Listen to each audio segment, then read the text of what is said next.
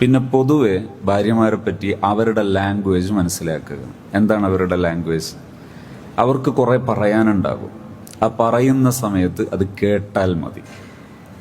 എന്താണ് കേൾക്കുക എന്ന് പറഞ്ഞാൽ?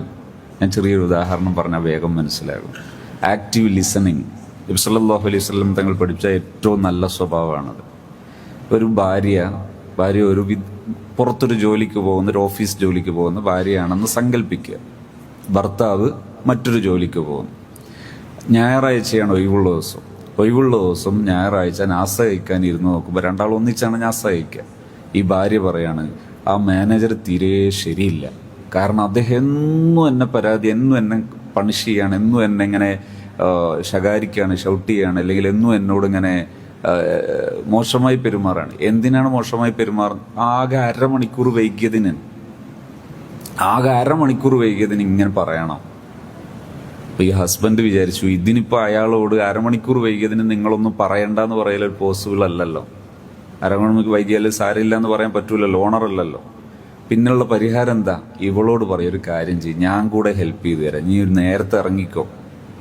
ഇത് പറഞ്ഞപ്പോൾ ഇവള് പറയാണ്, അല്ലെങ്കിലും കുറേ ദിവസമായിട്ട് ഞാനിങ്ങനെ നോക്കാം, നിങ്ങൾക്ക് എന്നോട് പറ്റായ്മയുണ്ട്, നിങ്ങൾക്ക് ഇപ്പൊ അയാളെ വശത്തങ്ങളല്ലേ. ഇയാൾ കരുതിയത് എന്താണ്? എന്നാ പിന്നെ മസുലഹത്തായിക്കോട്ടെ, അടുത്ത ആഴ്ച മുതൽ ഈ പരാതി കേൾക്കാതെ എൻ്റെ ഭാര്യ ഒന്ന് രക്ഷപ്പെടട്ടെ എന്നാണ്.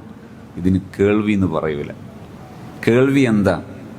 ഭാര്യ ഇത് പറയുമ്പോൾ, ഓ അങ്ങനെയല്ലേ, ഈ ഒരാഴ്ചയും നിന്നെ ചീത്ത വിളിച്ചില്ല, ഓ അങ്ങനെയാണ്, ഇത് പറഞ്ഞ അത്ര മതി. എന്ത്? അതായത് ആ പറയുന്നതിനെ ആക്റ്റീവായി ഒന്ന് കേട്ടാൽ മതി. അങ്ങനെ പറഞ്ഞൂലേ, എല്ലാ ദിവസവും പറയലുണ്ടല്ലേ, അതന്നെ, അത്രേ ആവശ്യമുള്ളൂ. വേണമെങ്കിൽ എന്ത് ചോദിക്കാന്നറിയോ? ഇനി നമ്മൾ എന്താ ചെയ്യുന്നതെന്ന് ചോദിച്ചാൽ മതി, ഞാൻ എന്താ ചെയ്തു തരേണ്ടതെന്ന് ചോദിച്ചാൽ മതി. അവിടെ എന്ത് ചെയ്യരുത്? അങ്ങോട്ട് പരിഹാരം പറയാൻ പോകരുത്.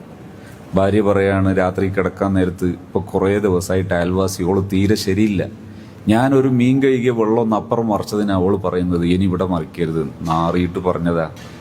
അപ്പൊ അതിന് പരാതി പറയാണെന്ത്? അവള് പറഞ്ഞു കളഞ്ഞു എന്ന്. നമ്മൾ മീൻ വെള്ളം അങ്ങോട്ട് മറിച്ചതല്ല പ്രശ്നം, പിന്നെ ആ നാറ്റുണ്ട് എന്ന്, മീൻവെള്ളത്തിന് നാറ്റുണ്ട് എന്ന് പറഞ്ഞതാണ് പ്രശ്നം. അപ്പൊ സ്വാഭാവികമായിട്ടും അവിടെ എന്ത് ചെയ്യരുത്? മസുലത്താക്കാൻ പോകരുത്. പിന്നെ എന്താ ചെയ്യേണ്ടത്? കേട്ടാൽ മതി.